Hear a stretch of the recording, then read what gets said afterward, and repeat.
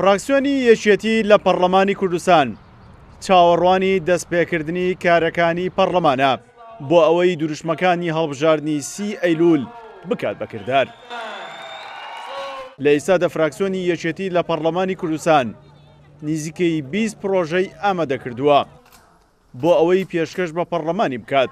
ئەندامێکی فراکسیۆنی یەکێتیش بەشێک لەو پرۆژانە ئاشکرا دەکات و دەڵێت میکانیزمی دانەوەی قەرزەکانی فەرمانبەران کە بەهۆی پاشەکەوتۆ لای حکومەت ماوەتەوە، دامەزراندنی فەرمانبەرانی گرێبەست و یەکەمەکانی سەرئاسی زانکۆ و پەیمانگەکان گرنگترین پرۆژەکانی فراکسیۆنی یەکێتین لە پەرلەمانی کوردستان.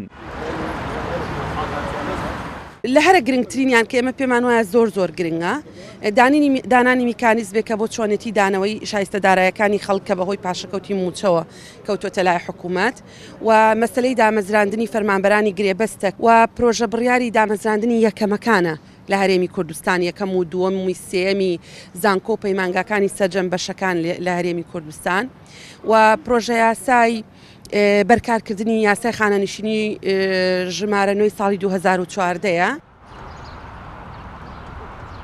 فراکسیۆنی یەکێتی دەیەوێت بۆ ئەم خولەی پەرلەمانی کوردستان و کابینەی نوێیەمی حکوومەت باشترین خزمەت پێشکەش بە کۆمەڵانی خەڵکی کوردستان بکات و ڕنگدانەوەی دروشمەکانی بێت. بۆ ئەوەش پرۆژەیەکی لە پەرلەمان ئامادە کردووە کە لە ڕێگایەوە کارگە لە کارکەوتەکان بخاتە کار و زۆرترین هەلی کار بۆ گەنجان و بێکاران دابین بکات.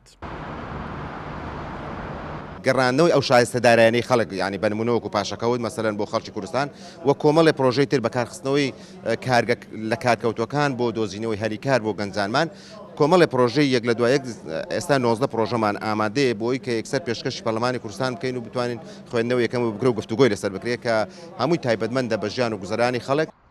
بۆ ئەم خولەی پەرلەمانی کوردستان فراکسیۆنی یەکێتی ژمارەیەکی زۆر لە پرۆژەی ئامادە کردووە و دەیەوێت لە ڕێگایەوە باشترین خزمەت پێشکەش بە کۆمەڵانی خەڵکی کوردستان بکات کە زۆربەی پرۆژەکانیش پەیوەستە بە ژیان و گوزەرانی هاوڵاتیانەوە.